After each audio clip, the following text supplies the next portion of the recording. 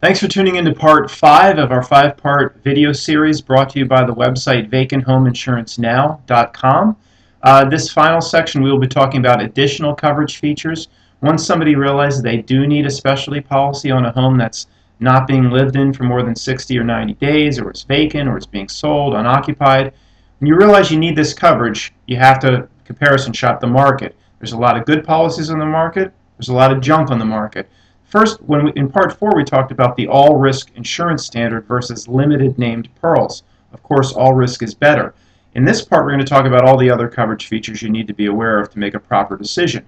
The most important thing other than all risk versus limited named perils is replacement cost coverage. You always want replacement cost coverage and on the dwelling itself. That means if there's any problem or there's damage or there's a fire, for example, that the home would have to be rebuilt or repaired using new and similar materials and full labor costs.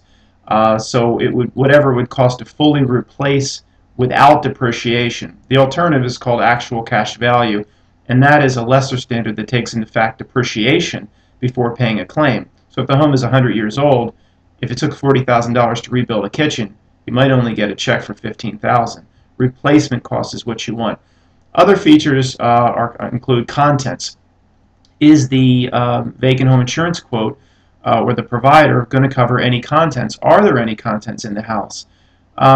Usually this coverage on contents is limited, but a lot of insurers will insure, say, up to $25,000 or a little bit higher, depending on if anything is left in the home. Another major coverage feature is vandalism. Now, under an all-risk insurance policy, you don't really have to worry. Vandalism is covered because it's not an exclusion in most policies in most states. However, if you have a limited named perils policy, and vandalism is a peril is something that could cause damage to the home. Vandalism isn't always on the list, and sometimes it can be added back, but for additional premium. You want to make sure vandalism is on the list. If you buy a limited policy, again, with an all-risk policy, you don't have to worry about this. Vandalism is a huge problem for a house that's vacant or empty, and it's one of the top reasons for claims. So you don't want to neglect it. Another feature is liability. You want to make sure that a vacant home insurance policy has a sound liability policy, insurance amount to cover for anything that could go wrong in terms of lawsuit, the homeowner found negligent for not properly maintaining the property, a kid falls and slips or falls into a hole on your property and the parents sue you. Absolutely have to carry liability, and we recommend $100,000 or more as a minimum amount of liability. But $100,000 is fine for most situations where the home is being properly maintained and there's good upkeep. In terms of other coverage features, again, let's just summarize: all risk insurance, not limited named perils, replacement cost, liability insurance at least at $100,000, and contents coverage.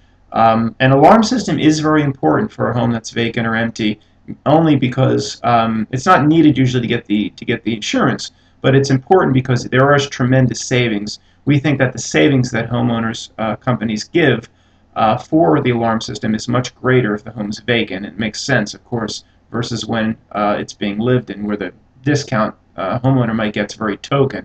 The last thing is the insurance companies that cover vacant or empty homes are not the same insurance companies you would recognize. Almost none of the large brand name insurance companies that you would know, that you see advertisements for during football games, none of these companies generally provide vacant home insurance policies. So you do have to look into the secondary or specialty market, and you might not recognize all the insurance companies in the market. Some are good, some are poor. You just have to assume nothing and ask a lot of questions. Of course, we're always here if anybody has any questions, and the website has a ton of information. www.vacanthomeinsuranceNow.com. Thanks for tuning in to our 5-part series.